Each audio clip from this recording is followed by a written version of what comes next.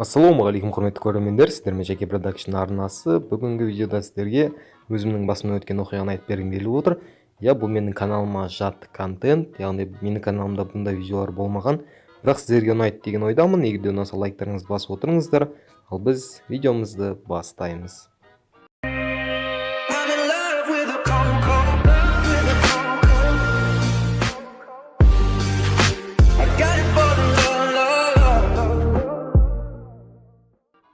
Ол оқиға осыдан бір примерно 2-3 жыл бұрын болған оқиға болатын.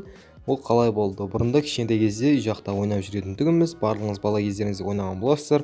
Бұл кезде телефон дегенді білмейміз, айтпай қойын, телефон болды, бірақ оған ондай қатты көңіл бөлмеппін. Ол кез 7-6 сыныптар кездер болатын, қасымда көршім болатын, Майра деген қыз болатын.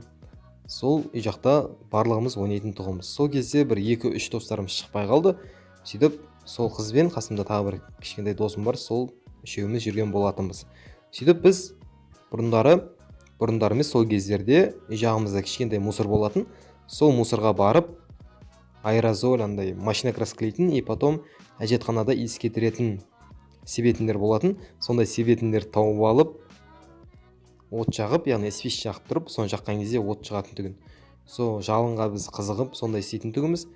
Алдындары істеп барып жүрген кездерімізде ондайларды тез табылатын болатын, ал сол алдыңғы жолы барған кезімізде ондай табылмай, шыбын өлтіретін дейді ғой, атқандай еді, атын ұмытып, сондай тауып алдық. Бірақ оның себетін жоқ болды, яғни піші басындағысы кнопкасы жоқ болды. Сөйтіп біз оны қалай істейміз деп ойландық. Ойлана келе, қасындағы қыз үй жақта кішкене тас болатын, сол үй жаққа барып, сол тастың үстіне отырып жара бастады. Сөйтіп жарған кезде ол тесіледі. Сол кезде тесілген кезде бірден спич жағып, соны істейміз деп ойладық. Мен қорқып оттым, яқта ол қыз өзі тесіп отырды. Бір кезде тесілді деп айқайлады. Мен ар жақта отқандым. Сөйтіп тесілді, спичка алып кел деді. Сөйтіп спичка алып, барып, спичканы ашып, спичканы тұтандырып апарған кезімізде, ол деген ішіндегі өзінің газы деген 5 метр, примерно 5 метр, немесе одан көп болуы мүмкін, сондай биіктікке дейін көтеріліп кетіпті.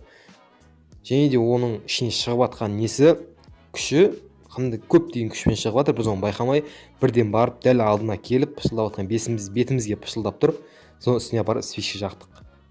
Сөйтіп сол кезде ол деген біздің бетімізге гу ете қалды, жалын.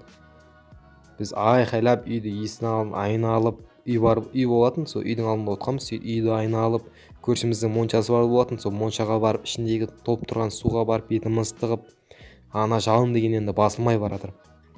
Сөйтіп әйтеуір көршілеріміз шығып, зубный паста жағып, бірақ ол зубный пасты жауға болмайды екен ғой, күйгенге зубный пасты кері әсер бере ме екен, сондай бірдеңе екен.